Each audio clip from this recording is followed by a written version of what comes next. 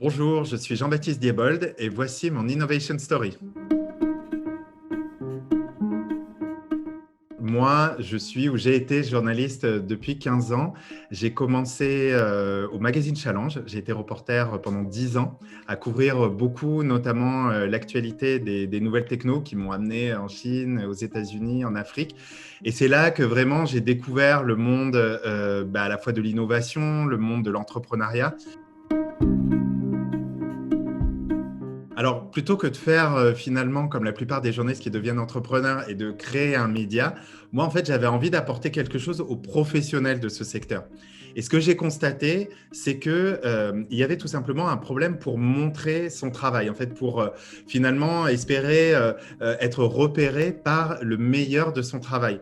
Ce qui existe le plus, c'est LinkedIn. LinkedIn, c'est une plateforme de col blanc, c'est-à-dire où on montre ses posts de manière chronologique, alors que dans les univers créatifs, on a besoin de montrer très concrètement ses créations. Donc typiquement, pour un ou une journaliste, c'est de montrer ses meilleures vidéos, ses meilleurs sons, ses meilleurs articles.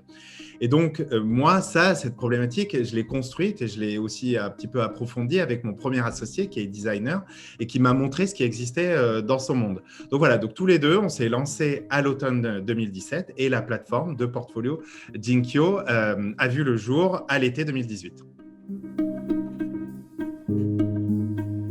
Alors au départ, nous, pour faire émerger des nouveaux talents d'information, comme on dit, puisque c'est la mission qu'on a depuis le départ, moi j'avais envisagé, enfin on était parti sur un modèle à la LinkedIn, c'est-à-dire un modèle de détection de talent qui permettrait aux médias d'avoir une nouvelle manière, finalement plus numérique, d'aller chercher de manière plus efficace, plus diversifiée des nouveaux talents.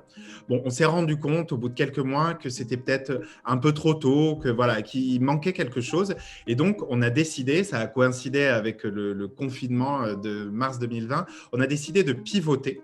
Et alors, ce pivot, c'est en fait, on est devenu aussi une plateforme qui permet de créer des newsletters éditoriales. C'est un mouvement énorme qui est en train d'arriver des États-Unis et qui permet à des journalistes, à des auteurs de créer des newsletters et d'être soutenus financièrement par leurs abonnés et sur des sujets de niche, des sujets d'engagement, des sujets très pointus qui ne sont pas traités dans les grands médias. Et tout ça, ça va leur permettre d'émerger, d'exister et puis peut-être un jour, in fine, d'être recrutés dans ces médias. Donc, on garde la même ligne, mais aujourd'hui, ce modèle, il prend la forme finalement d'une plateforme de newsletter adossée à cette plateforme de portfolio.